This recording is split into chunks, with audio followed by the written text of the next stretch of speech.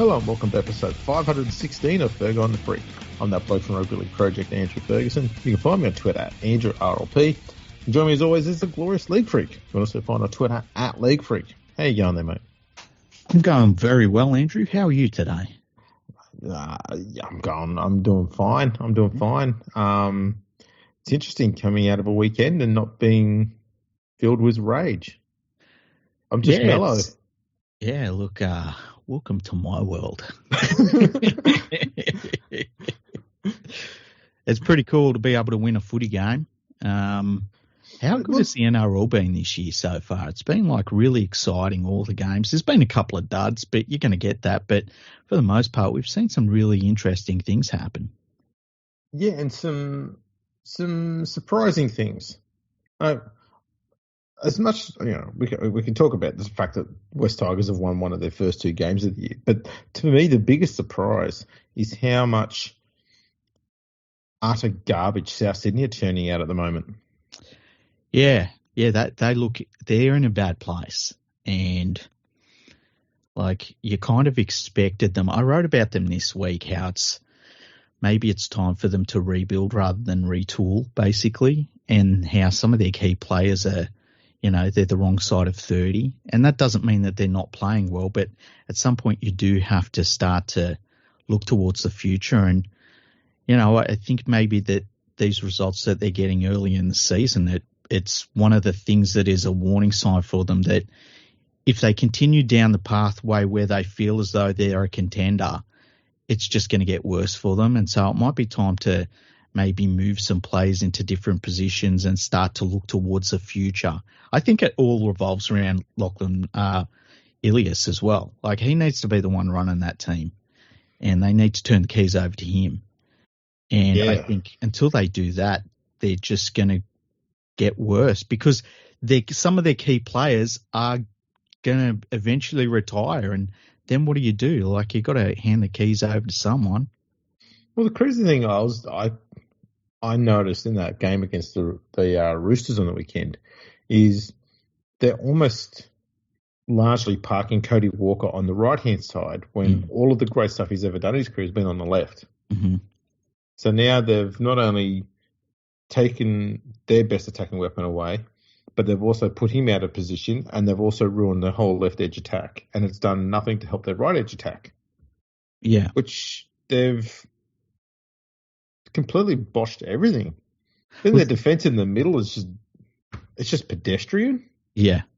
And look, their forwards were never a feature of them, even when they were really good. Their forwards kind of got a job done. They'd have a good game here or there, but they weren't built around a great forward pack. And I think that with the way they're playing right now, I mean, teams are running through the middle of them. So their forwards are not as good as even they used to be. I think the warning sign was when they went out and they paid big money for Jack White to play in the centres. Like, that money should have been allocated in a different area for the South Sydney Rabbitohs. And they look terrible. Like, the body language is bad. They look like they've got a pack which is maybe a bit old-fashioned for the type of footy we're seeing the best teams play at the moment. I'm wondering if Jason Demetrio actually has a legit game plan. Against the Roosters, he had Havili, who just doesn't have the fitness of Damien Cook. We had him starting at hooker. Only for the first 10 minutes. And then Cook come on anyway. It's like, that kind of defeats the purpose of a Cook on the bench if he's only going to miss the first 10. Like, what's the point of that? And the other thing basically just burnt a rotation on your bench. Exactly. And like, that might have made sense if they were looking at it defensively. But by the time Cook come on, they were down by 12 points or something like that. So, and that just goes out the window. So, that seems silly. I also wonder about, Latrell Mitchell, whether it's time for him to move into the centres. I know, like, I just think that maybe that'll help his career. I think it'll be better for Souths, and they can look at getting a fullback, and I wrote about this, like, there's no one built like Latrell Mitchell as a fullback. He's a giant dude. He's carrying around a lot of weight, and I don't mean that in a derogatory way. He's just a giant man, And when you line him up against every other fullback in the game, they're all built like sort of long distance runners, every other fullback, except Latrell Mitchell, who's a giant, you know, and it might just be time for him to go into the centres and they look for a different direction because they need a different direction because what they're doing right now is not working. Yeah, it's really weird watching Latrell because that first half he was barely seen, and he wasn't going to any great lengths to try and get himself involved in the game. He put in a lot more effort in the second half, but still wasn't on the ball anywhere near enough. It just seems weird. You've got a great attacking weapon like that at fullback, and you're not injecting him into the game at all. Whereas Tedesco looked at me and Bucks in the second half, so they still find a way to get Tedesco to get involved and inject himself in a very positive way to the attack. But they can't get Latrell doing that. And to me, it's starting to sound a bit more like there's an issue with the coach and the game plan more than anything else, because how can you not get someone like Latrell Mitchell involved in your game plans and attack? That just doesn't make sense to me. Yeah, and look, when you're seeing him get the ball, he's really kind of using himself as a battering ram, and he's better than that. You know, he's way better than that. So I just think that maybe they've got a few changes to make, and yeah, I think that it's maybe time for South. They've had a really, really, really good run. You know, they made the preliminary finals or the grand final for 5 straight years. And that's half a decade of getting to the second last week of the season. Eventually it's all going to kind of end. And I think that maybe this is a chance, because even if you get rid of some of the older players out of that South team, you've still got a pretty good core of young dudes that are very experienced for their age. So I don't think their rebuild would be as long as most other teams would be. But I think they have to commit to that because, yeah, what they're doing right now just isn't working. Yes. And on the flip side, we'll talk about the Roosters. Sam Walker looked very good in that first half and then come off with a head knock. But he looked like he was, I mean, this doesn't mean anything, but it looked like he was okay. And you got the impression when he's coming off the field that he's probably going to come back on. And then they went, Category 1, mate, you're gone. But was it Sandon Smith, the 5'8"? I think that's his name. He just took over the game in the second half as soon as Walker went off. Because I thought that was going to be the time, because Walker was playing so well and controlling the game for the Roosters so well. He come off and there was about a 5-minute period there where it looked like South was starting to get back into the match. I went, here we go. And the Smith just took the game back and took it to the next level, and they just didn't stop scoring. Didn't stop scoring, but didn't stop piling the points on against the Bunnies as well. Yeah. I will say this too. Souths are one of the worst 4 teams for win percentages over the last 16 games. Wow, that's interesting. They've won the same number of games in the last 16 as the Bulldogs and the Dragons, and that's 4. And they're only 1 win ahead of the Tigers on 3. That's terrible. That's really terrible. That's where they're at. Yeah. It's ending quickly for them. I look at someone like a Cody Walker and, like, as an individual, his football hasn't really lost anything. But he's not really adding to what his team is doing, which is kind of weird. And, you know, he's never got that combination with Ilias going at all. And we commented on that from day one to now, you know. And that's why I think they need to make some changes, and they're going to be difficult changes to make. You know, there's going to be really good players that have done things at that club that they need to move on, but it has to happen. As I wrote on my article this week, even Clive Churchill had to retire one day. So it happens to every single one of them. But yeah, they just look terrible. They look really, really bad. They really do. And this week they're playing the Bulldogs. Well, if they lose to the Bulldogs, like, Dimitriev's job is really on the line very quickly. And we talked in the pre-season podcast we did, I said I think this will be Dimitriev's last season as South's coach. It might happen quicker. I don't know who they'd bring in, whether they'd just, make a big money play for Wayne Bennett or something like that. But Yeah, it could end quicker than the end of the year. This is very true. In other news, West Tigers won, but Leichhardt Oval, that's the big news. Because the West Tigers won, we can't talk about that. So we've got to talk about Leichhardt Oval. Yeah. Can we mention every single fucking stand and hot dog stand and fucking toilet block? Yeah, I know. They made it sound like it was a super stadium on Fox Sports. They're like, this stand and that stand and that stand. And I'm thinking to myself, like, well, one of them's condemned, you know? Yes, I think that's the Norm Latcham Robinson stand has been condemned for over a decade because of white ants. Yeah. I think part of this massive whinging and sooking by journos is spearheaded by Buzz Rothfield. This is my opinion. And it's because he wants to find a way to talk about something that's older than him and also whinge about something. And he's probably got a bit of a pain in the ass because, you know, essentially a hill in Lilyfield can have more people sitting in it than the actual Donald Shark Stadium can currently hold. That's where the grief currently is. That's a good point. I guess if you can find a reason to save Leichhardt Oval, then you can't get rid of Shark Park, can you? Like, it's a strange one. I like you and me have talked about Leichhardt Oval a million times over, and like there's a reason why we have museums, but you don't play football games at museums. No.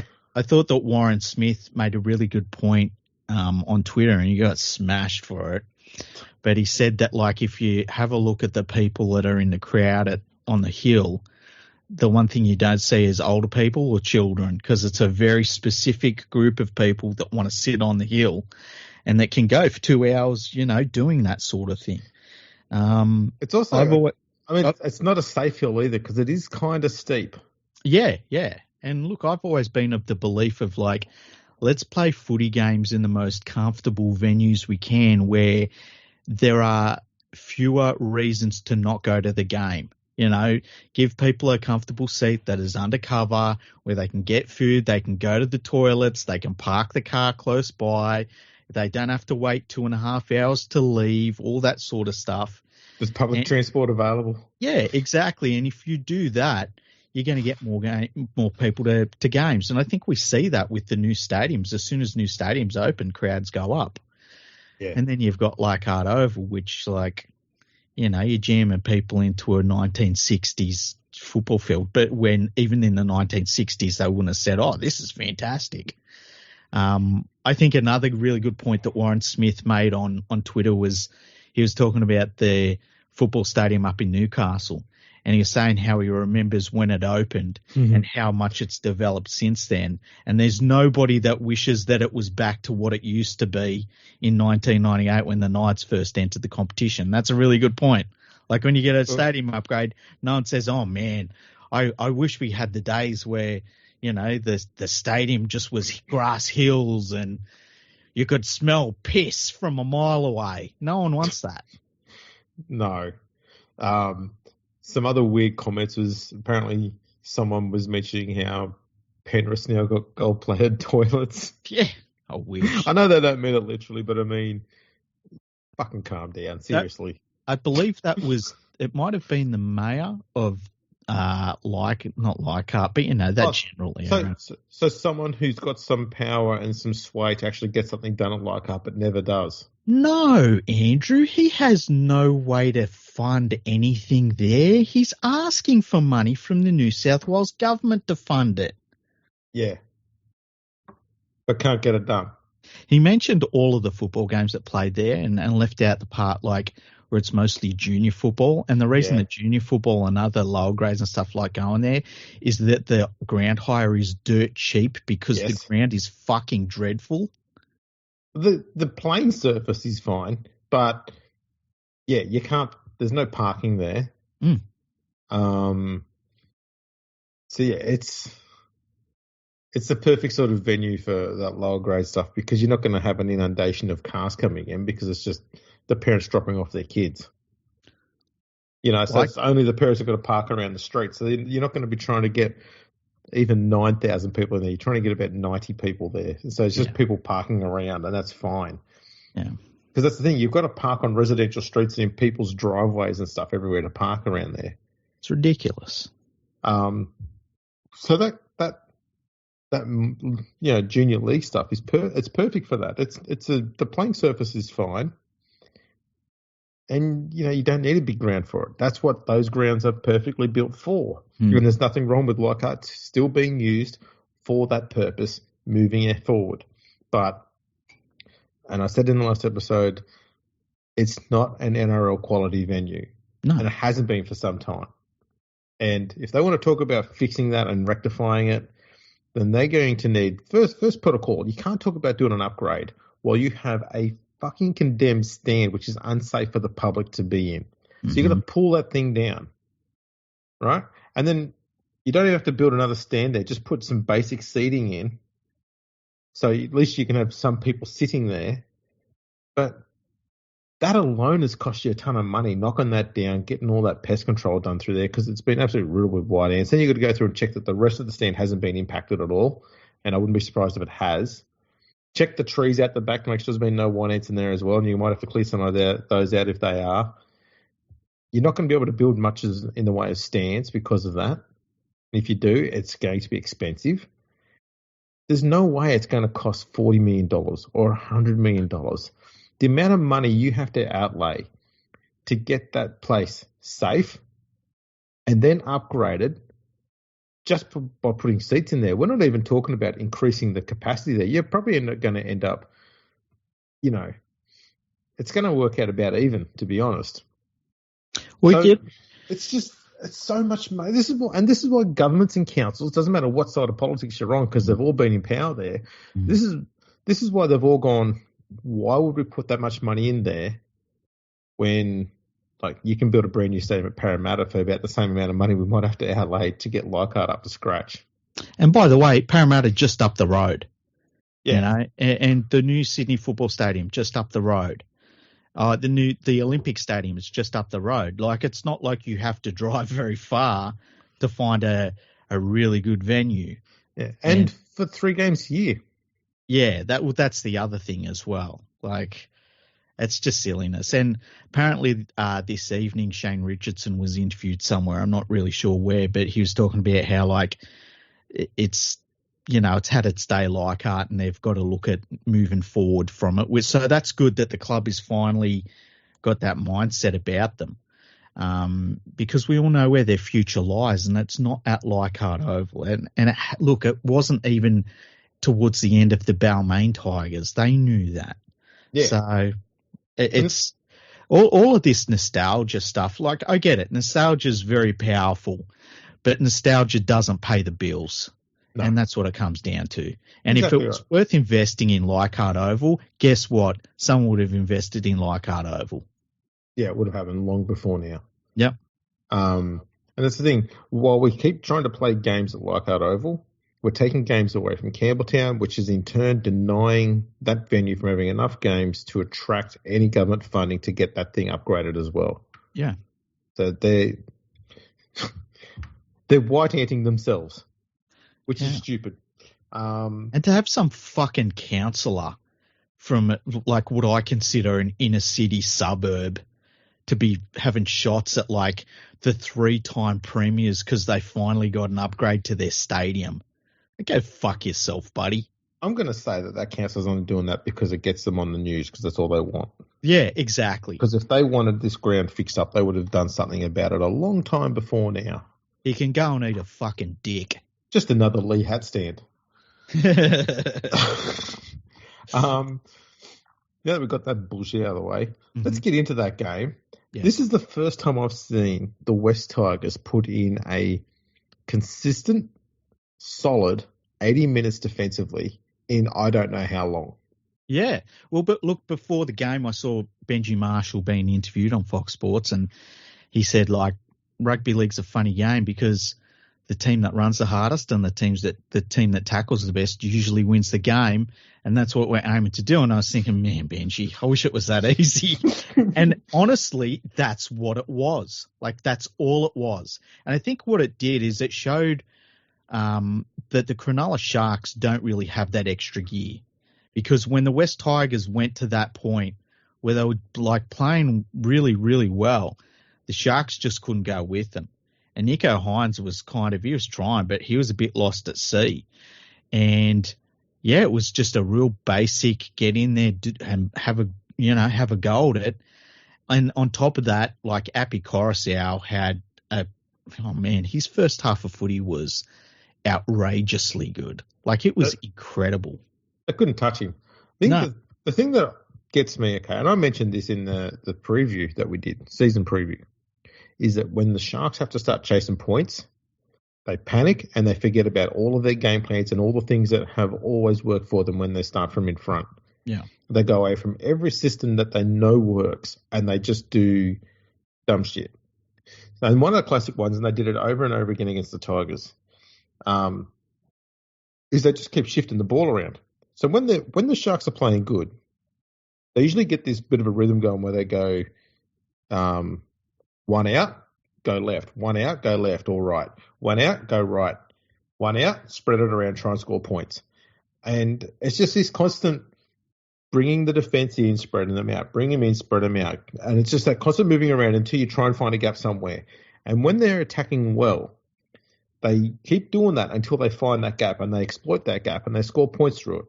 And we can all agree that when the Sharks are playing good football and they're attacking well, they can put a fair bit of points on the scoreboard. But when they're behind on the scoreboard, especially early, they forget all of that. They start throwing the ball sideways a lot, which means they're not moving anywhere. And in the past, when that happened, the Tigers' defense would stand still and wait for them to run towards them. Yeah. What we saw on Saturday was the Tigers went, shut this shit down. So they'd run up and push him down. And Nico Hines, he was on his own a lot. He didn't help himself with that went out on the full, because both of them were with no pressure on him, because the Tigers weren't putting a huge amount of kick pressure on him. Yeah. But the Sharks kicking game was dog shit. Yeah. Let's be honest. And they weren't trying to go through the middle, which was just nuts to me. Like, that's always been the Tigers' soft point, is just through that middle there. Eventually they'll yield. And they kept playing on the edges of the ruck, which is where the Tigers' defense has been a little bit better. But instead of trying to run lines through it or, try and find ways of getting around it or through it or change direction, they just kept passing the ball and they were going nowhere. And the Tigers were just able to shut them down easy. And it was just insane to watch how this is why the Sharks can't beat teams that are top 8 teams for the most part, because you'll apply a little bit of pressure and they just can't handle it. And they can get big wins, but they're always against terrible teams down the bottom of the ladder. So my opinion of the Sharks hasn't changed for the last 3 seasons. It really hasn't. They're just exactly what we've talked about them being. I think the problem they're going to have this season is that I think that there are a couple of really terrible teams, but there's a very big chunk of teams in the middle of the pack who are all very, very close. And I think that if things kind of fall a certain way, you could see the Sharks like finishing 12th or 13th, just because they haven't been able to go with teams that are putting in any sort of effort. They need a team to roll over and die on them. That's pretty much it. Pretty dire to watch. They need to stop buying forwards who just fucking bleed. Like Craig Fitzgibbon has this thing about like, get me somebody they play and they're like a fucking hemophiliac, They need to get some dudes that are like not 47 and don't bleed all the time. That'd be good. I think one thing they really need to do, which is going to help a fair bit, is they need to move Talakai onto the bench to be that explosive ball runner in the middle of the field or on the edges of the ruck. and put Kyle Iro in the centres. Because as much as Talakai played reasonably well against the Tigers, he just doesn't have the lateral movement. No. It's too much killing him for him. Yeah. It's killing him. And he's still a brilliant line runner and a very strong carrier of the ball. And he still makes plenty of meters. Man, bring him on once the defensive side have had to do about 20 minutes of defence and they've just started to get a little bit tired. Bring him on then and just let him rip through and destroy him. I think they're wasting both those players at the moment, which is just nuts to watch. Yeah. He had a good run at doing something that was a bit unique, but it's just not working like it used to anymore. And he should have done it last year, to be honest. Yeah, they should have. Yeah. Penrith. Let's talk about the teams that matter. We've done the Tigers. Penrith, mate. Penrith. They're a pretty good footy team, hey? I like the fact they just went, we'll just have a crack in the first half and see what happens. Yeah. We can do this. This is pretty easy, this game. Look, to be fair, the Broncos were missing, Adam Reynolds and they were missing Payne Haas, and then, the entire game plan just revolved around headbutting Reece Walsh. So he was off the field pretty early on, but even accounting for that, and I thought that there were points where the Broncos played pretty well, but then like Penrith, that they're just doing things that are crazy at the moment. And I think the incredible thing about this performance coming off the back of the Parramatta Eels win is that this is a team that has been in 4 straight grand finals and won 3 of them, and they're this good. Like, this isn't a shrinking violet team. This is a fucking good football team, and most of them are still, most of their key players haven't hit the peak of their careers, which is crazy. So seeing them put in a performance like that, it was a good hit out for the Panthers. I think that the Broncos will learn a lot from that performance and, learn where you've kind of got to get to be the same level as Penrith. And I think they can get there. But, it was pretty impressive performance. And the only thing that come out of it is Nathan Cleary is now out for a month with a hamstring injury. So it'll be interesting to see how they go dealing with that. And they've got Schneider that they'll probably bring in from New South Wales Cup to play alongside Luai. So we'll see how that all goes. But,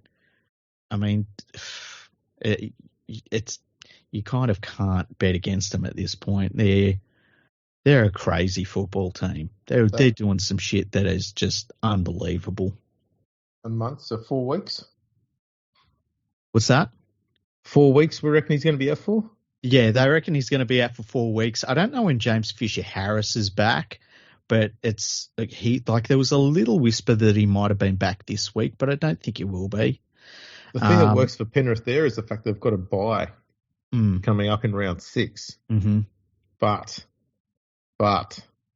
after the bye, they've got a bogey team, the Tigers. Ooh, I actually looked at their draw after the bye, and it is like the most beautiful draw you could possibly have. It's pretty good because Tigers, Cowboys, South, Bulldogs, Warriors, Sharks, Dragons, Manly, Newcastle bye, Cowboys, Brisbane bye. Yeah, it's just like, oh my God, like they're going to wrap up the minor premiership in about round 10. It's a pretty cruisy run. Yeah, there is a few injuries. Mitch Moses got a busted ankle. I think he's got a broken foot. Broken foot. That's 6 to 8 weeks. He's going to be out comfortably. Yep. Big Tino is out for the whole season. He's done his ACL, which is really sad. Does that make Titans a wooden spoon contender? Oh, 100%. They were on the weekend. They were putrid. I drew a line in the sand on the Titans in the pre-season podcast that we did. I'm just sick of them. I've had enough. I haven't got any time for them, and they're performing like that. Well, they're not a serious football team. They're disgusting. So far this year, they've scored 4 points. Yeah, they're fucked. They're absolutely fucked. It's crazy. It's, and Des Hasler's their coach. Good luck. Yeah. I'll just expand on that. 52 players have scored more points than the Titans this year. Holy shit, that's nuts. We can go a bit further. Mm-hmm. 127 players have scored as many points as the Titans or more this year. Shit. After 2 games. Wow. There's only one person who has scored points, but not as many as the Titans this year, and that's Daly Cherry Evans because he's got 1. The thing that gets me, like, if I was an owner of that club, I'd be furious because you've got to wonder when is anybody there going to take it seriously? And Big Tino was one of the few that did. Like, there's not too many people that are involved in that club where you watch them play and you're like, oh yeah, he's going at it. Like Brimson, or whenever I see him play, I'm always like, this guy's playing as hard as he can, whether he's in position or he's out of position. Campbell, when he plays, is the same. Tino's always amazing for them. But then there's plenty of players in that team where like fucking Foreign, like, can they just put him out to pasture? Like, it's done. It's over. I don't want to hear this shit about, oh, you know what? When he's injury free, he's great. Nah, shut up. That doesn't happen. Okay? Just get rid of him. Like, be serious about football. Be serious about being in the NRL. Or sell a fucking team to Perth. I'm just over them. You know how last year there was that talk about the fact that it had been 365 days between NRL wins for Luke Brooks? Yeah. Do you think we will get to 2 full years between Des Hasler wins as a coach? Because his last win was July 16, 2022 as a coach. He's got to get to July. Yeah. And he's lost his last 9 straight NRL games. Has he? Oh, man. You know what? That's difficult to do. And there's been a bunch of big losses there. So this is when he's at Manly. Yeah. 20-6 to the Dragons, 20-10 to the Roosters, 36-20 to Parramatta, 44-24 to the Titans, 40-6 to Cronulla, 48-6 to Canberra, 21-20 to the Bulldogs. Mm-hmm. And then this year, 28-4 to the Dragons and 32-0 to the Bulldogs. He must be close to getting towards, like, longest losing streak for a coach in history. I'll have to check that out, but he's on a bit of a run. Yeah, yeah. There's no doubt about that. Something that shouldn't happen in a salary cap era and across 2 different clubs. Yeah. That's insane. Do you know what his nickname is by chance? Des. No, what is it? Sorry. Really? Yeah. Wonder why that is. Because apparently when he was a player, if you ever hit someone a little bit high or a little bit too hard, he used to apologise to him on the field. Oh, really? So he used to call him sorry. Made his debut for the Penrith Panthers. He did. Hell of a player. Yeah, he was handy. He was a very handy player. Pretty mediocre coaching record at the moment, though. Never trust a coach that has a head of hair. Well, we've made this clear. Mm-hmm. Name one good coach that has a fucking head of hair. I'd pay up for Ivan Cleary, but he's maybe an alien. He's part alien. I think he's probably got a wig on, if we're honest. Imagine if they win like their 4th straight premiership and he just drags the wig off. He takes off thinking he's wearing a hat and goes, oh shit. That would be brilliant. Well, I mean, Benji Marshall's still got hair, but I mean, that's because he doesn't coach. Yeah, well, he's a part-time coach. Pretty obvious. Is he even that much of a coach? I don't think he's coaching that much, is he? Look, it's 10:23 on a Monday night. I bet he's not coaching right now. He's in bed. How can you take that seriously? He's in bed, but he's asleep. I love it when the journalists say, you know what, I know Benji Marshall. No. Hey, guess what, journalist? You don't know fucking Benji Marshall, you idiot. I love the fact that they gave him all that shit. And in just his 2nd game, he silenced the team that was in the finals last year very emphatically. Mm-hmm. And they've all gone. So Leichhardt Oval. Yeah. Oh, far out. Shut Did you them see? up hard. Did you notice something about? I'm not gonna say what I noticed about it, but did you notice something about one of the sideline reporters for that match? Would it be a bald man Yes. who was never a coach? Was there something about him that you thought he seems quite merry today? Yeah, he's carrying quite a large erection. He seemed very I don't know. I don't even know the word that you'd use for it. Hard. Well, I wouldn't say hard, but It's funny. He spent the best part of the last decade finding every opportunity he could to shit on the club constantly.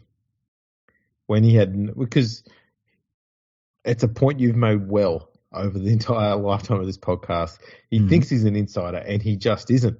Yeah. And the only club he feels like he's an insider at because he's a fan of them, this is straight from the Buzz Rossfield book, is the team that he supports, and that's the West Tigers. Buzz does the same with the Sharks. You know, Buzz was writing a million articles during the Asada stuff because he could talk to one or two people that were worked in the club and, I've got all the news now.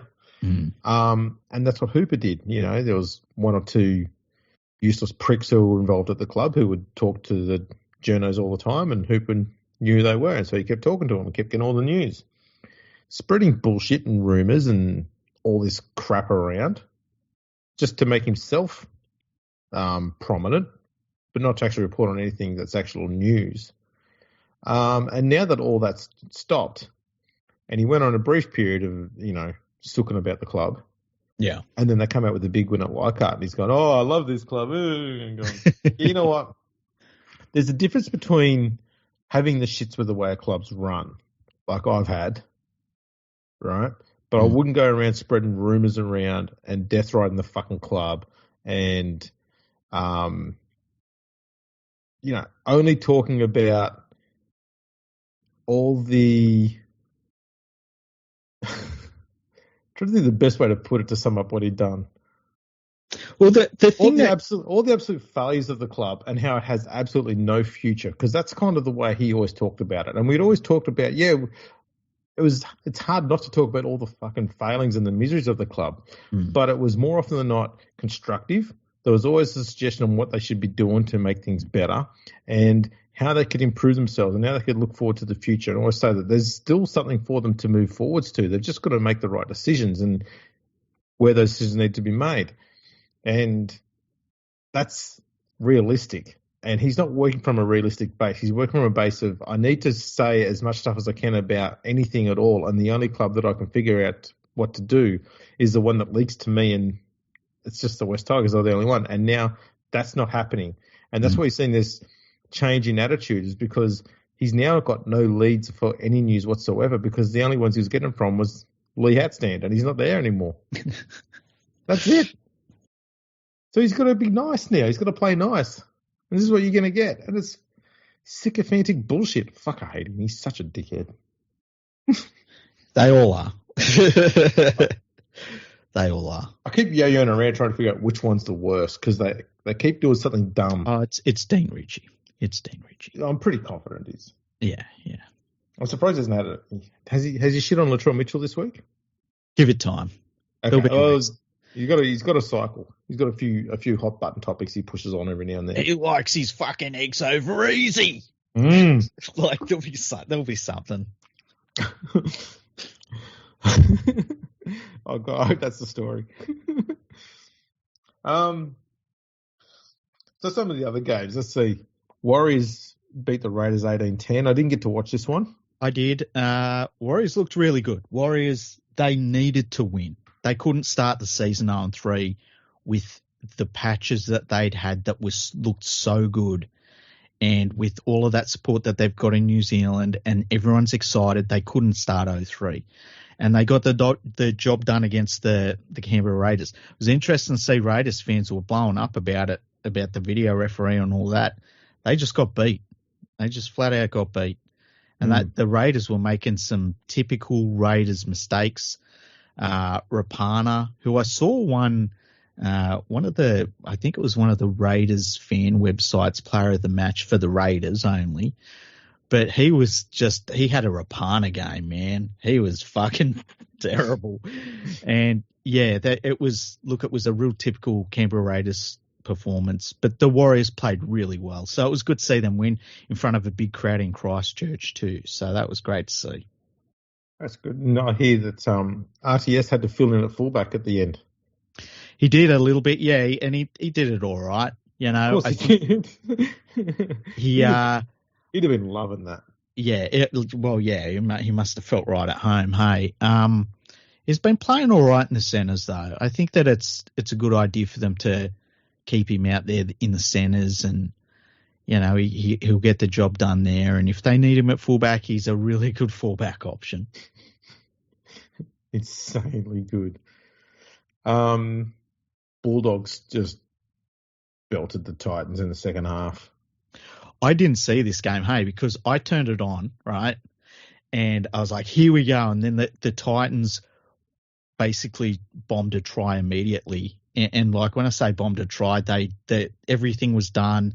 I think it was Brimson passed it to, might have been Kieran Foran, and he just knocked it on. Like a metre from the line, no one in front of him. They were coasting to a try. I was like, oh, shit, eh? And then I immediately fell asleep and woke up, and the scoreline was just a horror show. I was like, holy shit. Couldn't believe it. At half time, the Bulldogs dropped 12-0. Mm. And I didn't get to watch the second half. I came back to it just as the game was coming to a close. And they put another 20 on in the second half without being touched. Titans they were not even in it. That's a bad result. Yeah, real bad. Cowboys Dragons. I still don't know what to make of this game. I saw bits and pieces of it. And the Cowboys won 46-24, and I don't know. The Cowboys should have won. Mm. I don't know what to make of the fact that they let the Dragons score 24 points. It's because they're soft.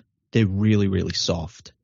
And I think that it was only because they were playing the Dragons that they were able to get a result like that, because you can go straight through this Cowboys team and they don't put up too much resistance.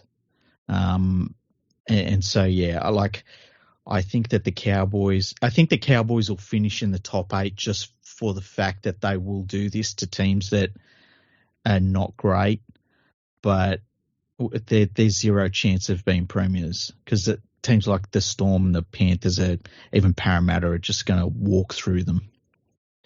Yeah, I don't know. The one stat that stood out for me when I was looking at this one was the fact that they had 56% possession. Mm-hmm.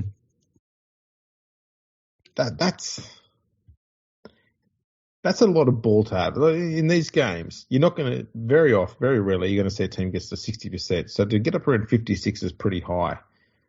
And to have had the Dragons was basically such little opportunities.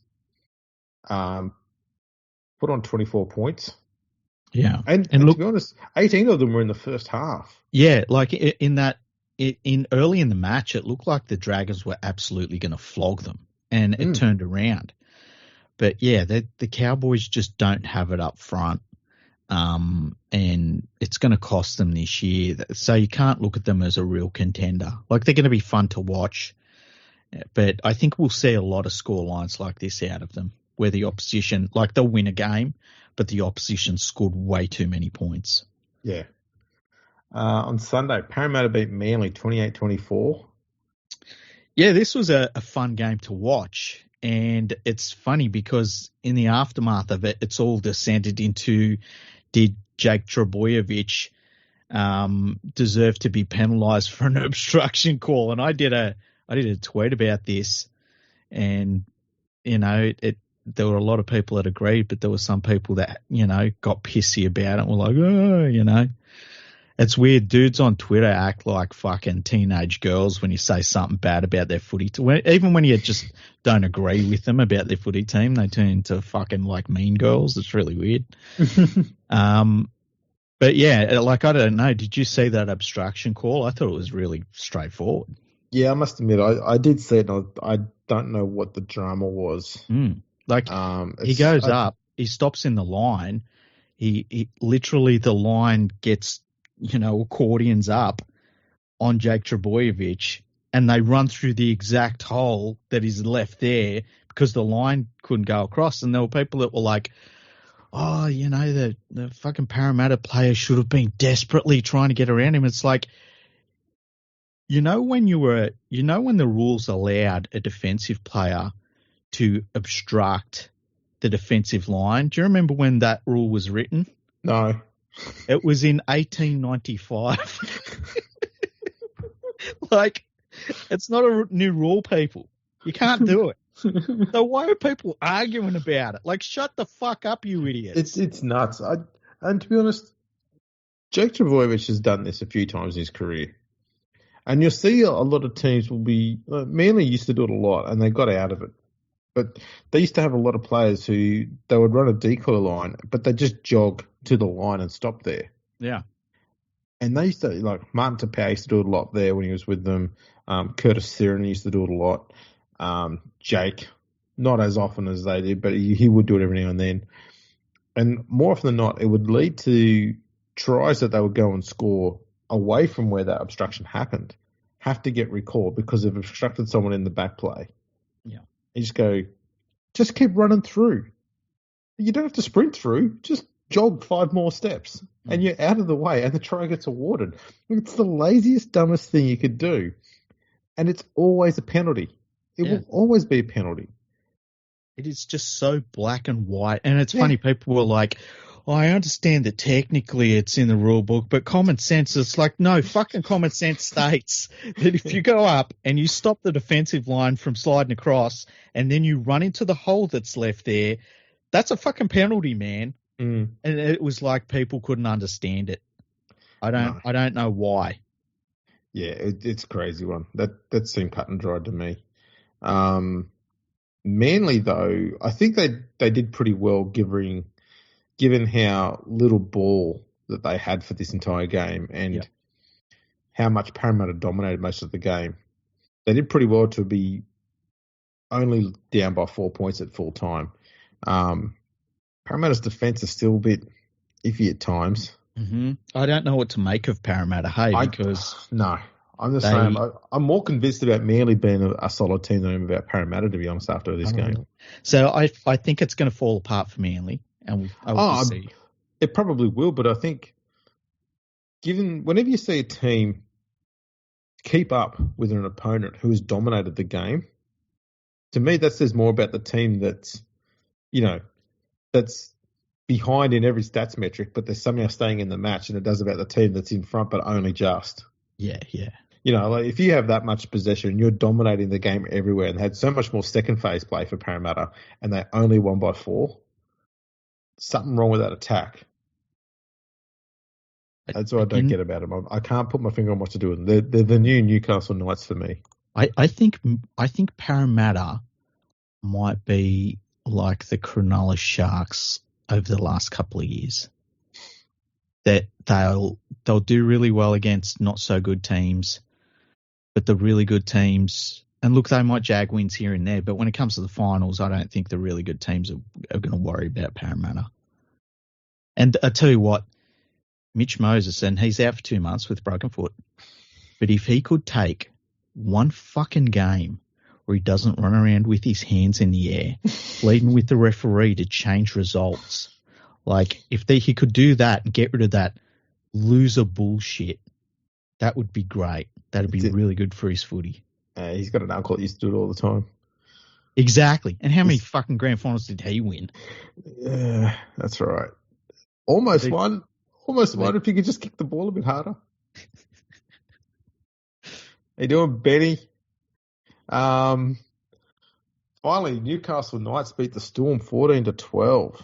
Yeah, that was a bit of a shock, but the Storm were missing that, their halves and that. But it was a good performance by the Knights. Like, it would have been really easy to go into that game and be like, okay, they're missing their halves, we'll get the win here, and then the Storm just smacks you, because that's what the Storm does. But they got the win, so yeah, and they needed to get a win too, because they were like a little bit in the same boat as the New Zealand Warriors. Like, they've had patches where they've looked all right, but they couldn't start the season with a duck egg. So it was good to see them get a win. Yeah, for me, there was a bit of ill discipline from both sides. Mm-hmm. It was a little sloppy at times, not horribly, but just a little bit. Yeah, it's an interesting one. I know you said the Storm didn't have any of the starting halves there, but I mean the Knights don't have any halves at all, so it's kind of even. And Kalen Ponga just had to do everything. Yeah, he has started the season very well as well. He has.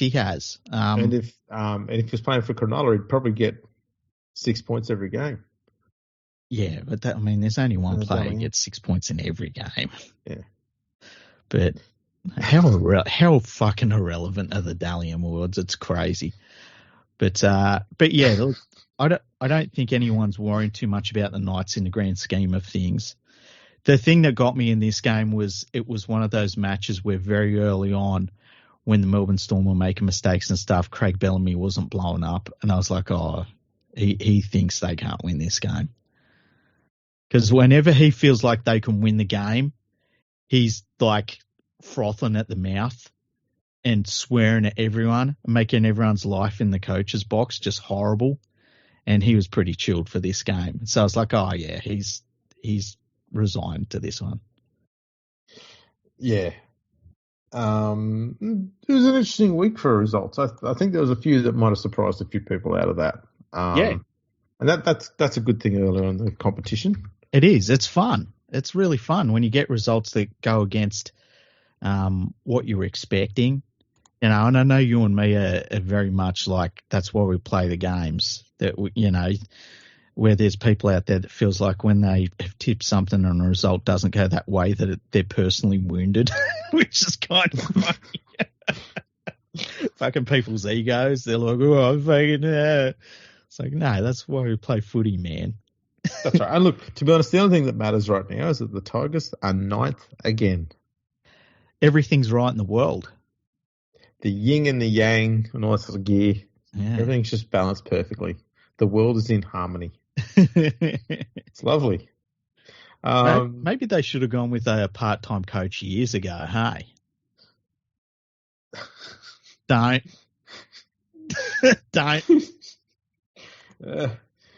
Okay. That means they've been using part-time board members. By the way, a big shout out to Carsten Brummer. Hey, we saw your comments in our our Carsten. YouTube. Yeah. We were cracking up when we read them last week. It was after the podcast we read them and we were fucking cracking up over them. Yeah, we love Carsten. Yeah, we do. We do. He's a great man. Does a lot of great stuff. Mm-hmm. He did make a comment in the last episode. And he said he thinks they're going to rename Manly's home ground to Brooksvale Oval. Brooks, yeah. So, get behind Carsten Brummer. If not just for the lols, okay? The guy is doing a lot of work for the German Rugby League. Yep.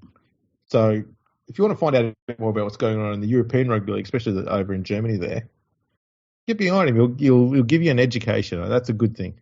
Yeah, and he actually goes to these places too. Like he's not doing this shit over email and stuff. Like he's there, yeah. Which is I'm a big fan of that sort of stuff. Oh yeah, he's very heavily involved, doing great work. Mm-hmm. What else has been going on? I'm sure there's been some other stuff. Look, it's the thing for me has been how good the footy's been to start the year. The injuries to key players are interesting because there's not too many teams that haven't got a really important player on the sideline now. Mm-hmm. And so it's going to really test the depth for a lot of clubs. And the clubs that have got their full line up there, they're really going to have to do something while I can. Because I think that, when we get towards the end of the season, I reckon that the finals race is going to be really tight, and there could be a bunch of teams involved in it too. So that's going to be interesting to see. There was news that come through this week that the Penrith Panthers were going to be going to Las Vegas next year, and that they had re-signed Talon May, who I think that a lot of Panthers fans thought that he was gone. He was going to go elsewhere. So now they've got Tunga and May, in the centres. It's so crazy, Andrew. It's like, if it comes out we've been cheating the salary cap for the last 5 years, I don't care. I just don't give a shit, because what we're seeing out of this fucking team is insane. Like, it is pretty crazy. Yeah. I know something we could discuss. Okay, tell me. Stats. Hit me with some cool stats. I spent last night going through and compiling ladders. Yes. On days turnaround from 2019 to round 3 this year. Mm-hmm. So looking at how each team performs based on the number of days turnaround they've got. Yep. So we've got 5 through to 9 individually, and then 10 plus days. So I think that 10 plus days would be if you've played a Thursday game and your next game's on a Sunday. That'd be 10 days. Well, I guess there would also be buys as well. That's right, buys. And also, because it's from 2019, it also includes the break during COVID. Mm-hmm. I included that because the season had already started. Yeah. And there's a 2-month break in there.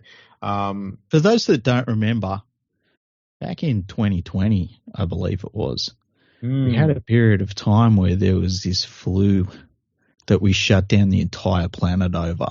Because if you got this flu, there is a 0.00001% chance that you could have got really sick from it. Can we bring it back? But let me add to that, because the one thing that COVID gave me above everything else is a public transport system that ran on time every fucking day. If I can't have that, can we have Taylor Swift in Melbourne? Because they did the same thing when she was here. Everything ran perfectly while she was here, and as soon as she went, back to shit. Why don't we just get Taylor Swift back and we put her like in a glass box, right? Yeah. And we hang her from a tower, but just so people can see her presence, it like hanging in this glass box in the tower, and people will be like, everyone's just got to make sure everything works because of Taylor's presence. Yes. There's an idea. Maybe she's the cure for COVID. Anyway, the 5 days. Yeah, keep going. Keep going. 5 days turnaround ladder. Would that be an ointment? Yeah. 2019 to 2024, Melbourne is the only team to be undefeated with a 5-day turnaround with 10 wins from 10 games. Oh, that's interesting. Who's the team with the worst record there? The worst? The Dragons, 9 games, 1 win. Okay. Now, I have put all of these up on Twitter. I've put a little colour code on there too for the for, against, and win percentage. So it's pretty simple. If the number is shaded green, then that means it's above the overall average for that period for that team. And if it's orange, then it's under. Simple as that. Okay. So South, Cronulla, Newcastle, and the West Tigers were all above average in all for, against, and win percentage. Okay. For the 5-day turnaround. So they should probably be trying to get more of those games. It may not work out. The players don't agree, but, the results are hard to argue with. Yeah. 6-day turnaround. Penrith, top of the list here. 31 wins from 37 games. Holy shit. My guess is that with the Panthers, they don't have too many short turnarounds just because they probably feature in like the matches that Channel 9 wants on a lot of the time. So they're not, for instance, going from, say, Sunday night to Thursday's game. It's interesting. The 5-day turnaround. There's a lot of teams that are kind of about the same. So Okay. Manly, Parramatta, and the Roosters had 11 games each, which is the most. Mm-hmm. Then there was Melbourne with 10. Then South, Penrith, Canberra, the West Tigers, and the Dragons with 9. And the lowest was obviously the Dolphins, but other than them, Newcastle, the Cowboys, and the Broncos with 6 games. Okay, so that doesn't really line up, does it? It's the kind of middle of the road, I guess. Yeah. So the majority of the games are in the 6, 7, and 8 day turnaround because that's only one day either side of a full week. Mm-hmm. So who's got the most games here? Melbourne with 39 games in a 6 day turnaround, followed by the Cowboys with 38, and Penrith had 37. The West Tigers had 30 games, which looks to be the least, other than the Dolphins. Yeah. So there's not too much of a variance there either. Yeah. Which goes to show that they're starting to get the balance right with the draw. With the draw, yeah. And that's a good thing, you know? Absolutely. So, Penrith were the best team there with a win percentage of 83%. Melbourne's attack on a 6 day turnaround, pretty bloody potent.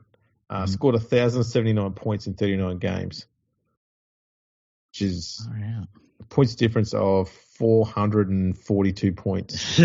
Holy shit. Fucking insane. That's crazy. The worst team was the Knights, 31 games, 7 wins. Ooh, that is rough. Right, so what's the next one? The 7 days turnaround. This is a full week.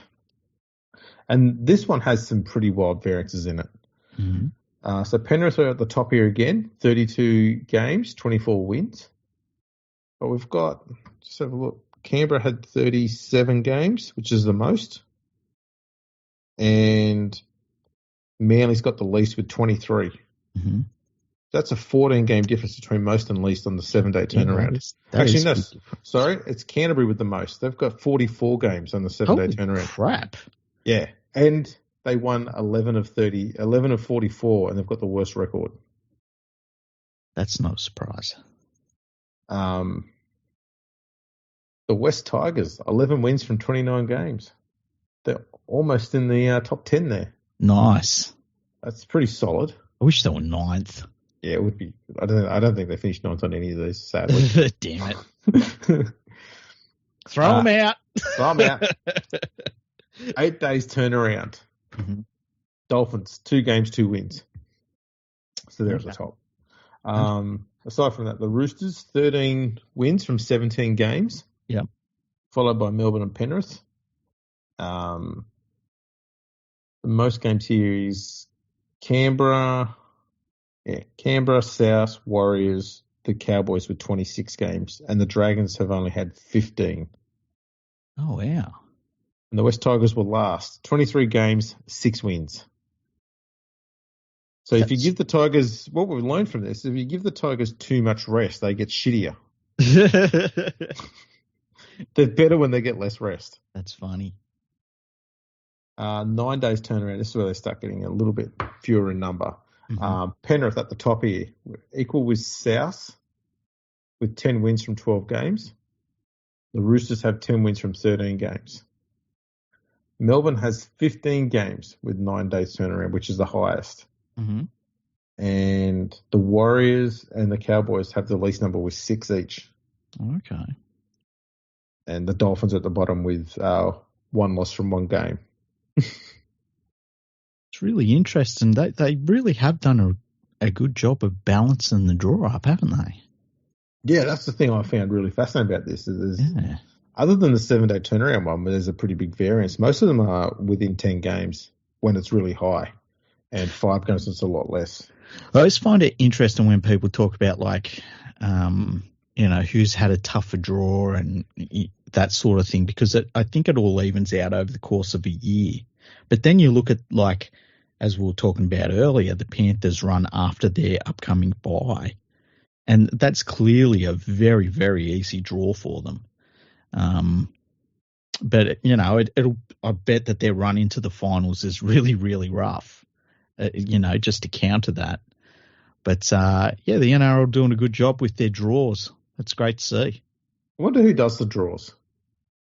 I think that they outsource it to a third-party company. You don't think it's Graham Annesley? I don't think he does anything. Did you see he was saying how he was disappointed that the NRL didn't charge Talon May for having that head clash with Reece Walsh, and he thought it should. And it's like, hey, Graham, you are the fucking NRL, you idiot. Like, what are you talking about? Why are you complaining to us? It's you lot. That was in his little PowerPoint presentation that he did on Monday. You're complaining to us about you. Yeah, crazy. He's an idiot. Yeah, not a huge amount else that I can think of that's going on. No, it's been good. I think that, you know, they've tried to take the focus off of the footy, but the footy has been fantastic. And, you know, I'm really enjoying watching these games. And I think the cool thing is you can tune in no matter who the team is. You know you're going to see something. Apart from if you watch a Titans game, you're just going to watch them roll over and die because they're not a real football club. Yeah, and now, I mean, the Tigers have stopped being a team that just gets belted every week. Now you don't know if they're going to get belted every week or not. Yeah, exactly. So now you have to tune in and probably watch them get belted. But, you know, every now and then, they'll surprise you. They have won one game so far this year, 50% of them. It's been glorious. I mean, we can wrap the season up now. I'm happy. Oh, shit. I'm happy. Happy. It'll be interesting to see if they can, number one, keep it up. And like, if they play like that, they're going to get a lot of wins just against teams like I think of, you know, you look at teams like the Titans, the Dragons, the Bulldogs. They're a little bit different from what I can see so far this year, but there are teams out there that they just have no constitution about them. Yeah. And so if they play like that, they'll get those wins. And like Benji said, like, it's about running harder and tackling well. And if you do that, you're halfway there. He's shown that he's got a little bit more of a grasp on coaching than Tommy Rodonicus did. He's got just that bit more of a game plan. That's true. That's handy. There was some sad news today, and that was the passing of Ian Heads, very highly respected rugby league author and journalist for a long, long period of time. He was 81, sharp as a tack, and someone who I personally knew and had spent a bit of time talking with and interacting with via emails and meeting face-to-face and stuff like that. A very, very giving human, always willing to help out people that were new to rugby league history or getting into the journalism or the author world, that sort of stuff. Always wanted to help out. He loved what we were doing with the Rugby League project. It seemed to me every time I spoke with him that he felt that the best thing you could ever do is, however possible, get whatever stories you can get about this game and get them written down for other people to enjoy. So huge respect to him. Very sad loss. And yeah, can't really say much more. I did make a tweet about him. Just someone that you're really, really well respected person in the game and the game's history. So yeah, rest in peace to Ian, and condolences to his family and friends. Yeah, it was very sad to hear that, and I think that, like, when you get people, and he was definitely one of them, that are like custodians of the history of the sport and that love telling the stories of the history of the sport. And, you know, they, like, everyone has a book that he was involved in, you know.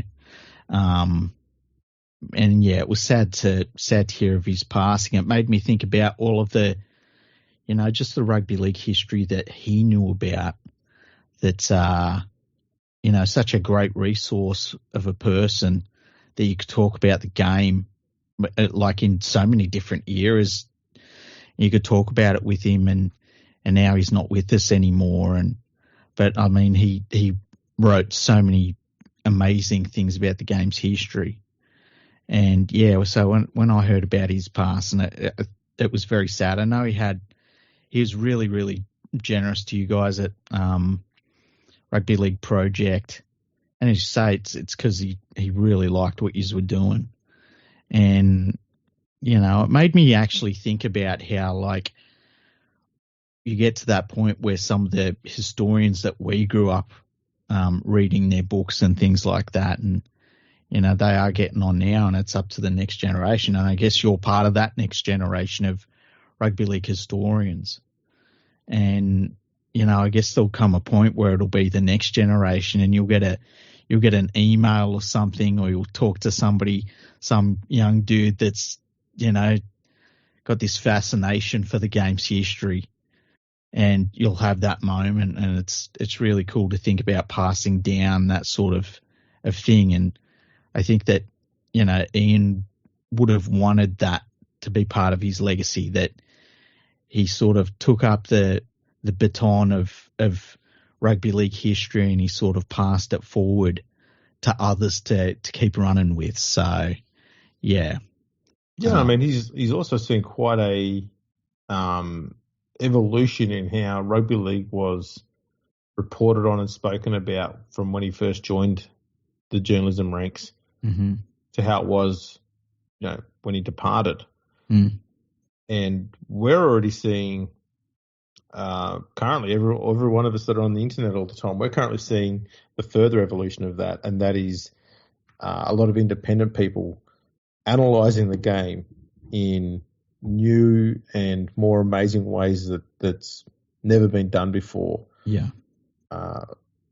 You know, there was the Rugby League eye test who I mentioned last week. We've also got gain line analytics with Ben Darwin, the stuff they're doing. A lot of this stuff has used Rugby League Project in the past, and we just look at it as record-keeping data. Yeah.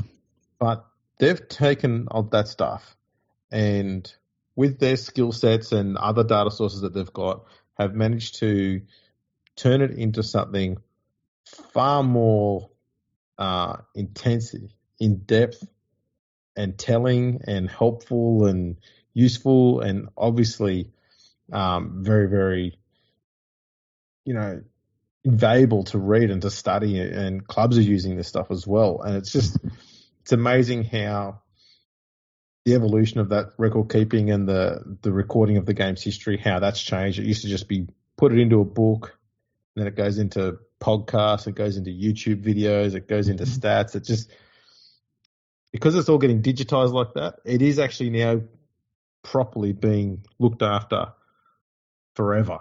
Yeah, yeah. And look, you and me remember when you'd go on the internet and there'd be none of it. Like nothing at all, literally nothing. And it's such a big difference now. It's fantastic to see. And yeah, for it to be documented in so many different ways, so that no matter if you're interested in the data side of it, you can look at that. If you're interested in more of like I don't even know the way to explain it. Like for me, I kind of think of it as being almost a romantic look at the rugby league, the way I sort of. It is. It's storytelling. Yeah. And that's his real strong point. And I mentioned on Twitter too. There's two books to me that really, really showcase the width of his knowledge and the depth of his passion for the game and the research and the history. And that is a book he wrote, I think it must have been around very early 1990s, called True Blue. And it's about the story of the New South Wales Rugby League, how Rugby League in Australia was born, and goes through every single season, all the ups and downs, everything that happened. That would have been something that would have taken many, many years of meticulous research to get done. That's the dedication side and how much knowledge he has. And then there's another one called The Night the Music Died, and that was about Western Division winning the 1974 AMCO Cup, which was all the Sydney clubs were in it. All the elite clubs in Australia were playing in that. And this bunch of blokes from the bush came out of nowhere to win that. And that was a much more recent book. And he's gone out to to meet many of those players. He's gone out to the regions where they lived. He's spoken to them all, and the stories in that book. For me, I find it a brilliant read because it reminds me of some of the sort of characters and the people that I grew up around as well, living in a country town. And he just gets the whole feel of it and how they all saw it, and shows you how dedicated he was to look into something as small as a minor cup competition that one team that wasn't a Sydney club won once. Yeah, yeah. So there was no parameters on his research and his passion for the game's history, and those two books show that really well. He's got a ton of other ones, obviously, but if you haven't read The Night the Music Died, I strongly recommend it. It's a brilliant read. Yeah. Yeah, it's a sad loss for the game, really. It certainly is. Yeah. Now, we've got to end on a high note. Mm-hmm. So should we look at what's been going on over in England? Okay. I know one thing that's not happening, and that's that some people that are owed money by Featherstone aren't getting their money just yet. Yes. Now, did we mention this on the last episode about, was it Craig Hall? I think we did, yeah. I think that, is it Joey Leilua is another one now that's come out and said that they owe him some money. Yeah, and there was another player, Dane, was it Dane? I forgot his name. He used to play for the Storm. Dane Chisholm. All right. I think he was another player as well that was waiting on something from them. And the club themselves came out. Yes, Dane Chisholm says, Featherstone still owe me my settlement. I was contracted for 2024. Understandably, they had budget cuts. I happily retired and moved back to Australia with my young family. So there's another one here saying Featherstone owes me £7,500. Mm-hmm. The RFL have also done nothing to help. Yeah, that's the thing that gets me is the Rugby Football League just doesn't give a shit, hey? I think, is that though because all of the clubs are basically privately owned now? So the RFL just goes, if you can't look after your finances, then we'll just take competition points off you because that's all we can do. Like, how's that going to help the players? Well, you would think that as the governing body, they should be, like, if they don't have the power to do something, that's once again a failure of the Rugby Football League. Like, yeah, they should be able to do something, but it's a different mindset they have over there, and I don't understand it. I really don't, because to me, like, everybody in the game over there should be focused on this and saying this cannot happen. And it's just a case of like, oh yeah, that's happening over there, but that doesn't affect me, so I don't really care about it. And it's a really bad way to look at it, because eventually it's going to affect other people. And we've seen it time and time again. I mean, how many English clubs have gone bust and they owe people money and nothing ever comes of it? Like, no one cares, because it's, you know, if it's affecting them but it's not affecting me, I'm fine. I don't have to worry about it. Silly. It's just nuts. And I don't know. For me, there's two things. If I'm running a sport and I'm the governing body, I'd want to have some sort of control over the clubs and the welfare of the players, because those two things are without those two things, you don't have anything to govern. Yeah. So you want to make sure that those two are all perfectly fine and you've got some sort of control over them. But RFL have zero. And the other one is, surely when the drama that went and happened at Bradford several times over a couple of years, that should have been the moment where they go, okay, we've got to do something about having a players' union that has some fucking teeth. Yeah. And it feels like that just never happened, and it's still not happening. Well, you know what it reminds me of is when we had the Super League war over here, and basically it come out in the courts, the Wales Rugby League / Australian Rugby League didn't have the ability to say who was and wasn't in their competition. And it seemed so fucking basic. Yeah. Or then you go back like earlier, and we talked about this in the Super League episodes we did, or the Super League War episodes we did, where at one point News Limited owned all of the IP of the clubs somehow. Like, just silly things like that, where it's so amateur that you wonder how it could be happening.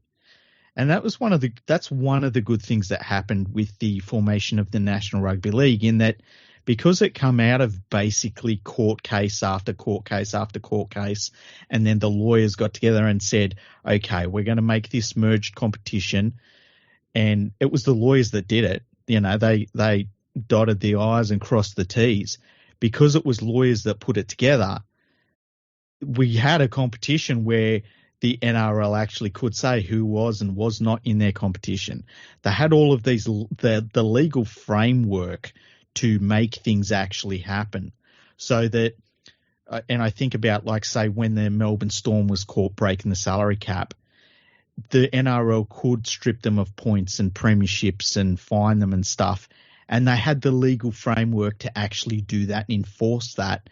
And the Storm could not go to court and get it overturned or anything, because the NRL was put together by lawyers at the end of the day. They don't have that over in England. They've never had that sort of moment over there. So I would bet that there are some things over there that, like, they just don't have the ability to make a decision on, because they don't have the legal framework to do it. Yeah. And to me, that seems like something that they should have rectified many, many years ago, and they need to find a way to work around that and get something set up now. Yep. Because this has happened far too often. Yeah. And it's the players who get fucked over the most. And every time a club folds and players get let go because they can't get paid, a percentage of those players eventually go, how can I trust any other club that I go to? Yeah.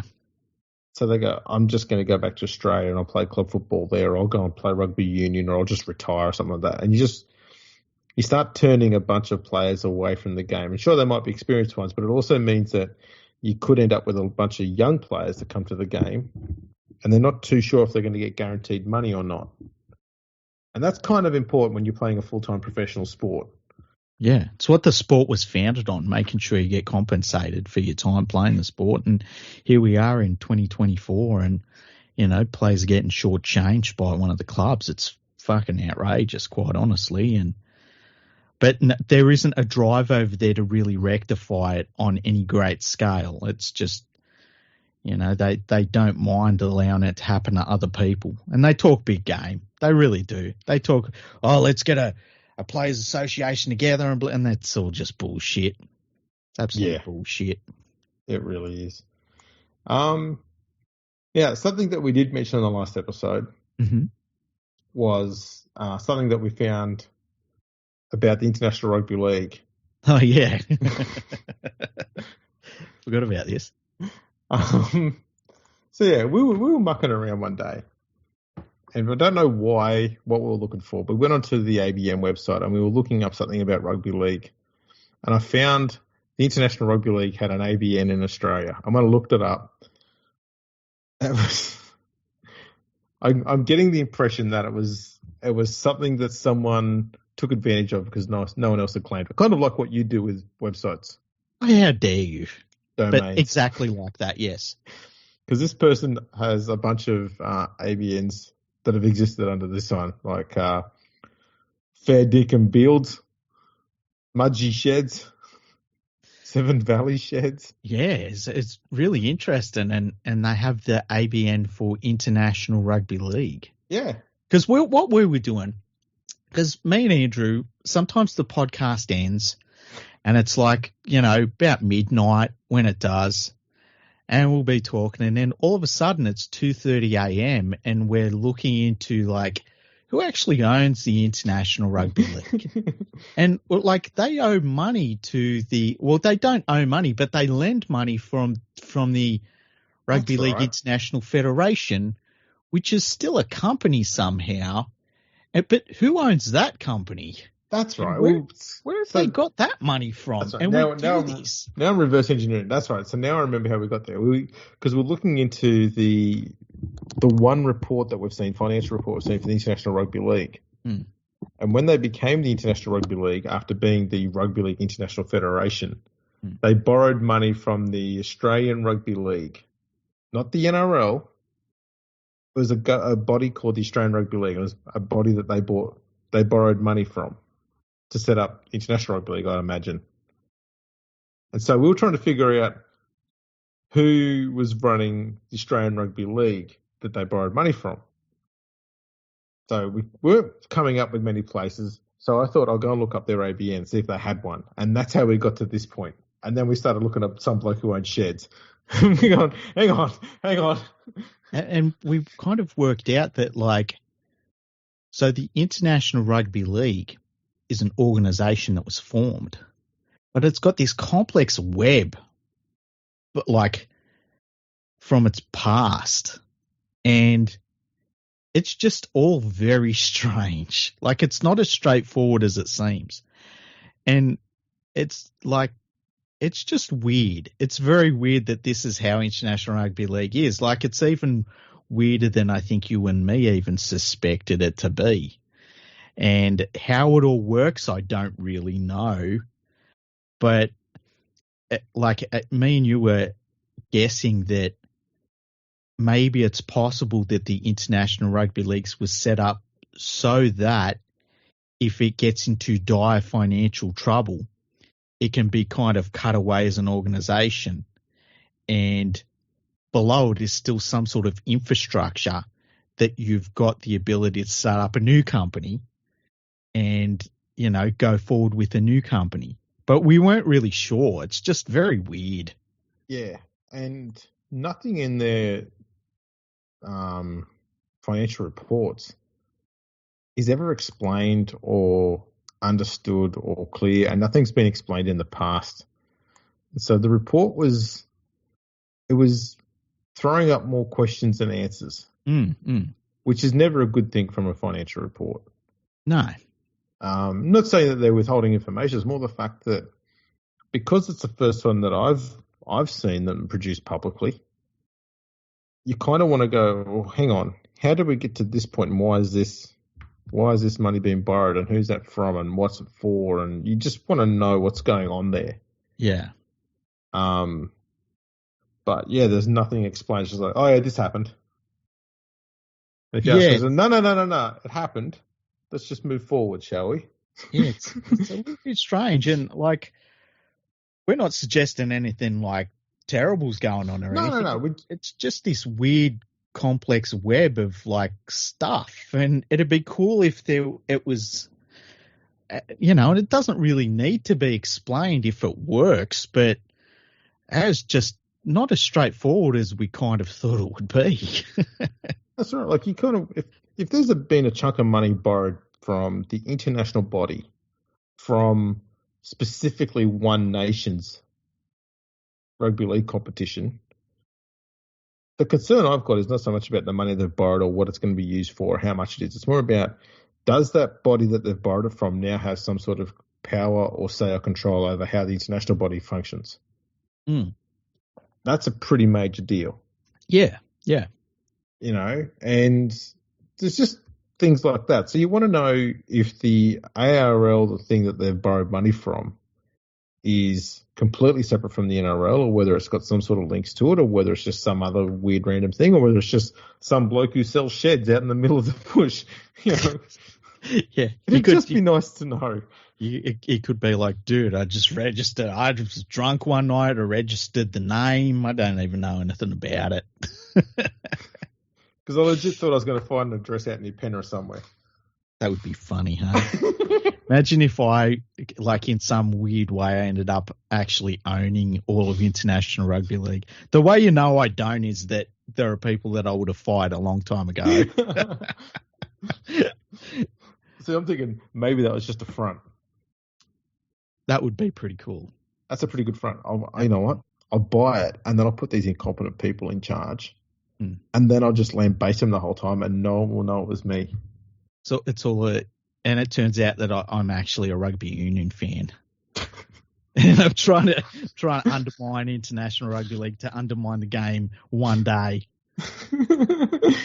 One day. That would be fantastic. Yeah. Well, your secret's out now. Damn not just a rugby union fan, but you're a rugby union fan of everything Welsh? No, I am Welsh. My Yeah. name is actually Jones something. Jones. It'll be Jones. It's like Jones something. That's, No, your name is actually Jones. It's Jones Jones. Oh, shit. Your middle name is Dafford. Dafford? Yeah, Daffydd. Okay. There you go. I've seen that sometimes from a few Welsh players in the past. Oh, really? Yeah. Dafford's a popular middle name. It does come up from time to time. It's like Daffod, the couple of things that are popular in Wales, right? Unemployment, middle name being Daffod, pot noodles. Pot noodles? I didn't know pot noodles. Yeah, pot noodles. Didn't you know that? Nah, well, I've never been to Wales. Yeah, neither have I. So, pot noodles. Yeah. That's an interesting one. Mm-hmm. Is that their number one cuisine? Should I look this up? It must be. Yeah, look up the most popular dish in Wales. It's probably Welsh cuisine. It's probably curry. Welsh rare rabbit. Really? I'm sure. Did we look at this before? Was this something that we did on the podcast or something? No, I don't think we have. I don't think we have. I remember going through some of this stuff before. We've looked up what dolphin milk tastes like, but we haven't looked this up. You sure? Because some of this looks familiar. I'll try this one. Top 10 foods to try in Wales. Okay. What do we got here? Number 1, Welsh rare rabbit. Looks like they've got an egg on it. Okay. With avocado. That sounds sense. Delightful. Yeah. Glamorgan sausage. All right. That's what you have after dinner. Bara Brith. I wonder what that is. Sounds like something you do out the back of a pub when you've had too many. It's a traditional fruitcake. Ah, there you go. There we go. Number 4, lamb cawl, cawl. Oh, that sounds more normal. It's a soup with lamb and carrots and some other veggies in it. If someone says like, "Oh, I'm cooking dinner," and you go, "Oh, nice. What are you cooking?" And they say, "I'm making a soup." Don't you just want to beat them to death? Like, just like, oh, you're just getting it out of a can, are you? Yeah, it's like, what are you going to eat though? It's a soup isn't a fucking food. It's a drink. It's a drink. Number 5, Conwy mussels. And then let me say, I'm absolutely certain I'm pronouncing all of these wrong. That's all right. So just for the Welsh fans who hate us, you can have something to laugh about here. The thing about the way that Welsh people say things, it's irrelevant because no one cares. So we can just make it up as we go. Leak. Actually, this does sound familiar. I remember us making jokes about leeks. Laver bread. Also known as Welshman's caviar. Oh, there a seaweed dish that's often mixed with cockles. Well, a Welshman's caviar sounds like a fucking euphemism for something, quite honestly. It's like, dude, it's like, nah, go to the next one. Krempogs. What are they?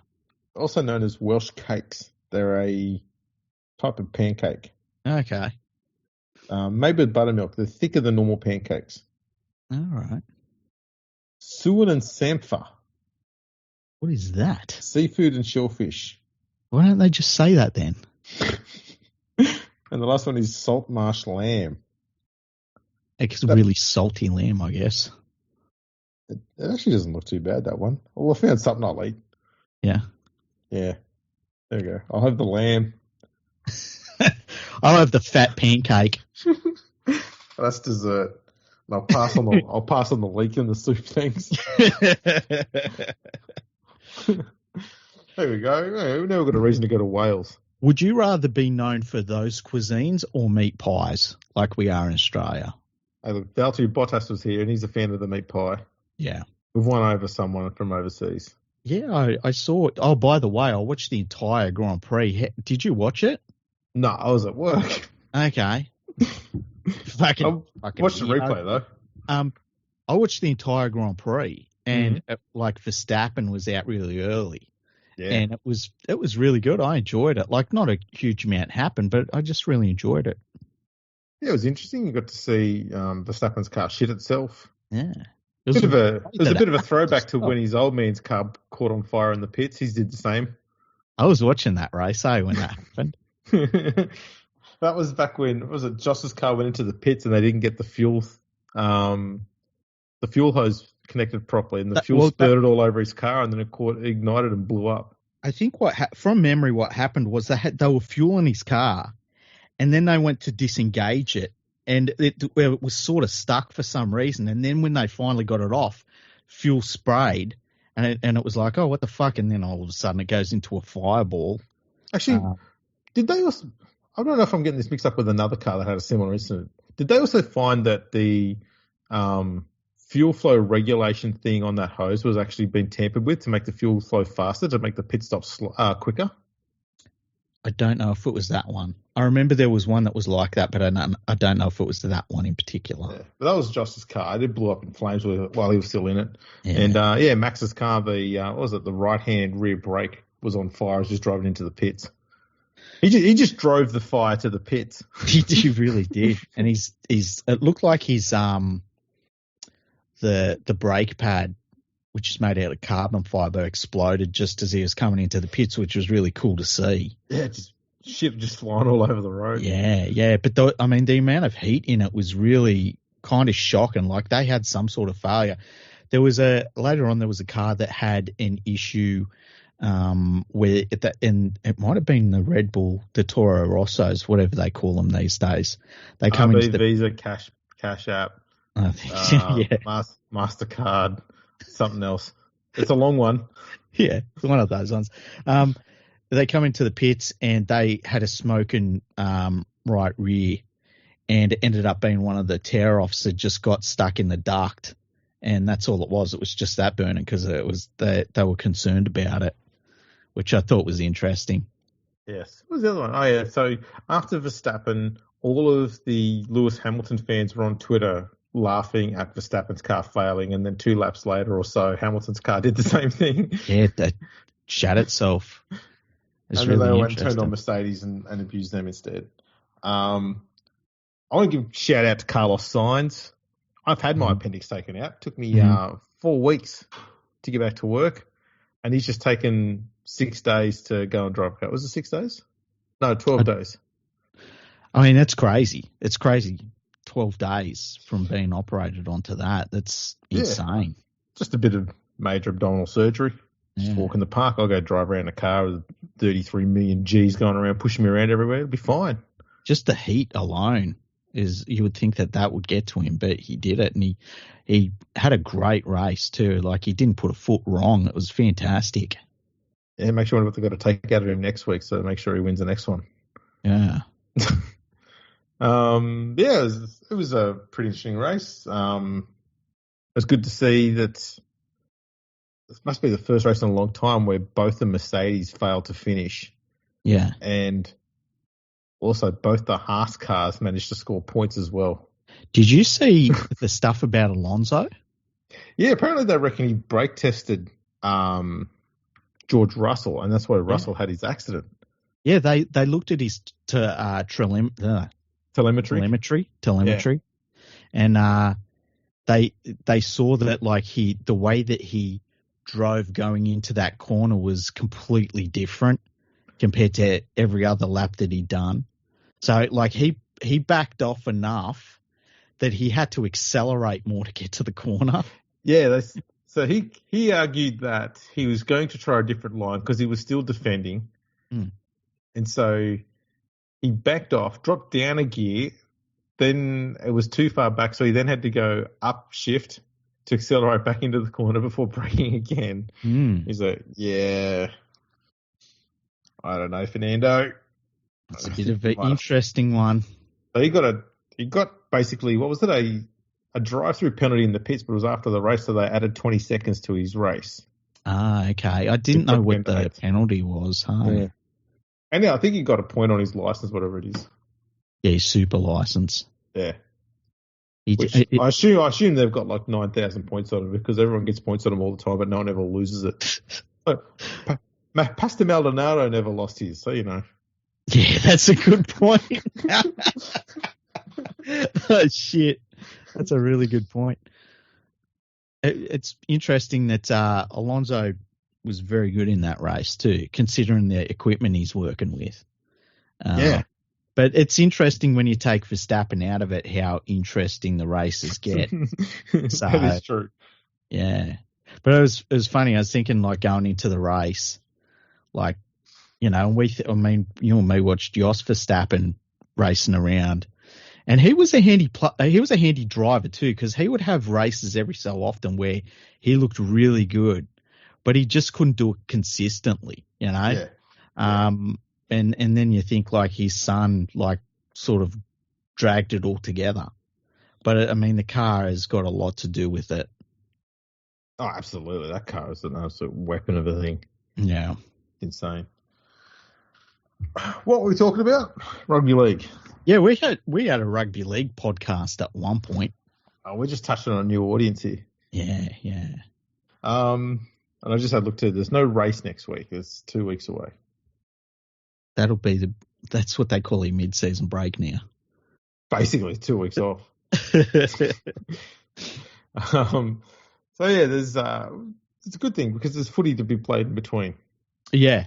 How many more days until we start talking about Origin in the mainstream media? I think it's going to be after this round of games, and I'll tell you why. Because Cleary's out for a month, right? And Moses is out for 2 months, and so I think they'll start talking about who will be the halfback for New South Wales, and there's going to be talk about Nico Hines, but then it'll be like, oh, has he got the form and stuff like that, and who would be the next dude off the rank, and we'll find out. But I don't like hearing about Origin until about 3 days out from Origin. I know, I'm the same. I hate it, but you just know that the journos, and it's going to start with Matty Johns. It's going to start happening pretty soon. Yeah, he'll be like, this random Newcastle player should be a lock for New South Wales. Actually, who do you reckon he's going to drag out? Let's have a look. It'll be a Knights player. It'll be someone who hasn't played Origin before. Well, what about Jack Cogger? He's got a tendency to go for the younger players. So I reckon, what have we got here? Leo Thompson? Possible. Dylan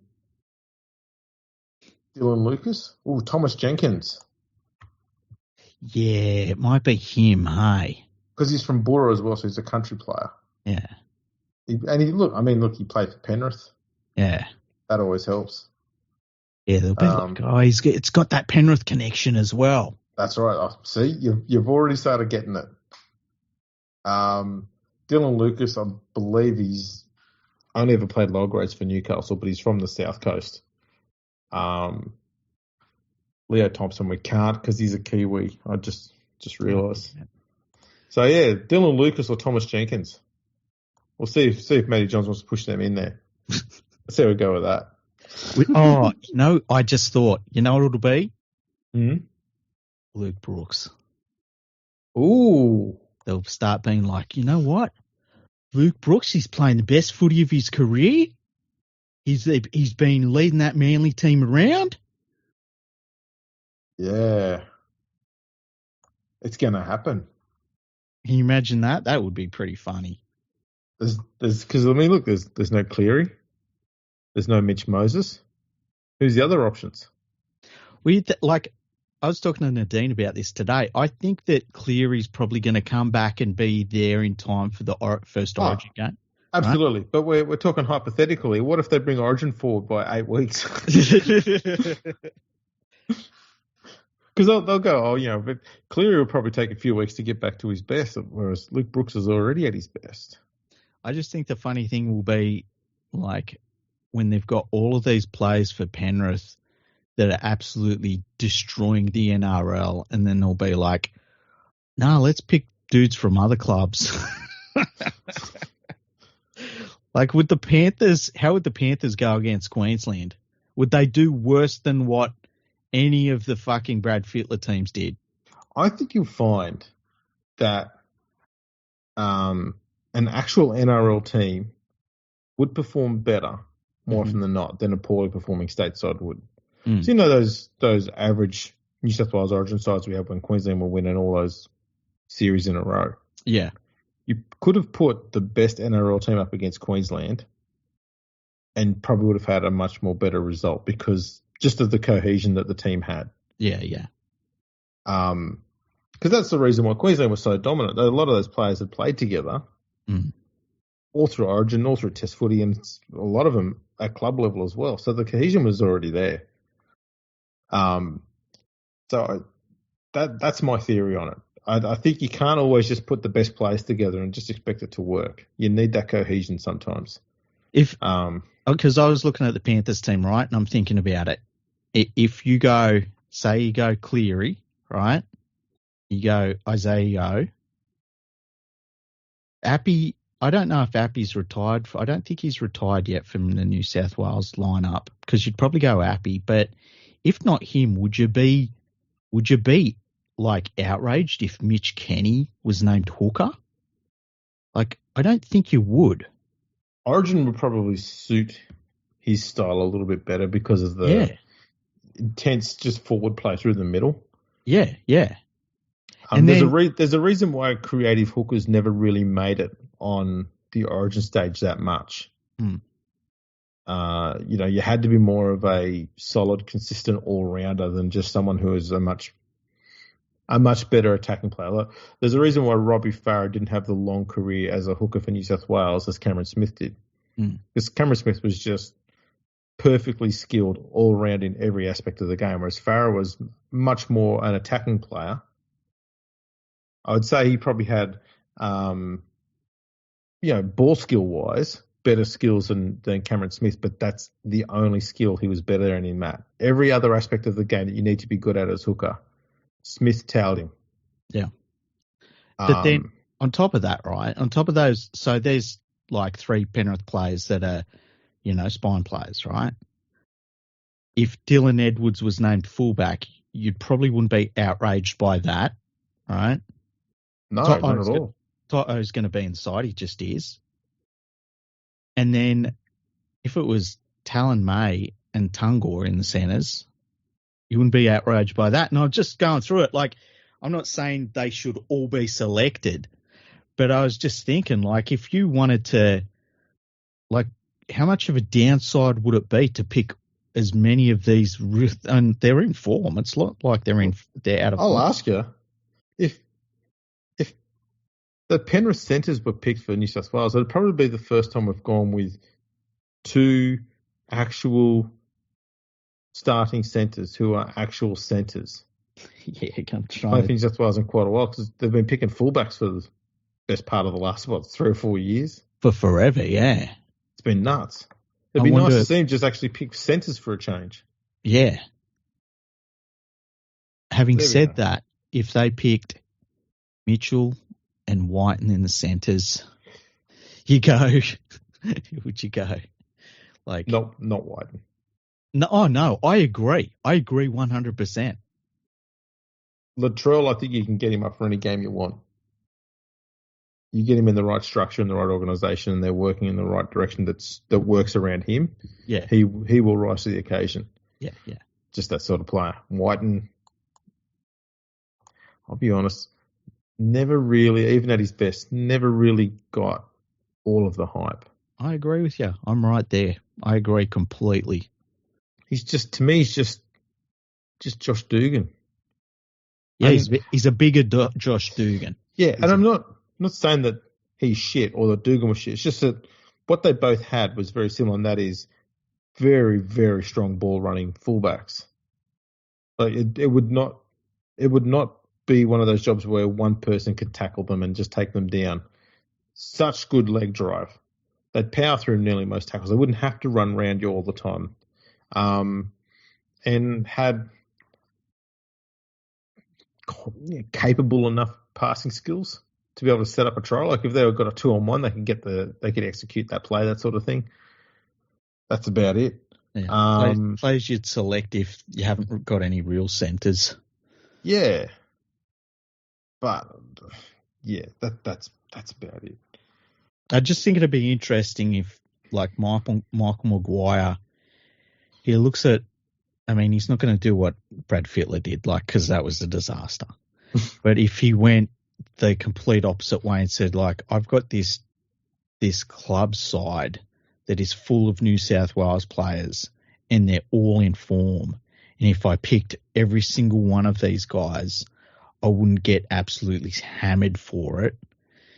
If he decides to do that, it'd be interesting to see how it would turn out. Like, I'd like to see it. I think what we will see, I'm going to say this before any other journalists get on top of it, is he is very big on combinations. Mm-hmm. And not just combinations between one or two players, between three players on one side of the field. Mm. So if he's looking for a left edge combination, if he's going to go, right, I'm definitely picking Luai, he's going to pick someone who's spent a fair bit of time playing with Luai out there as well.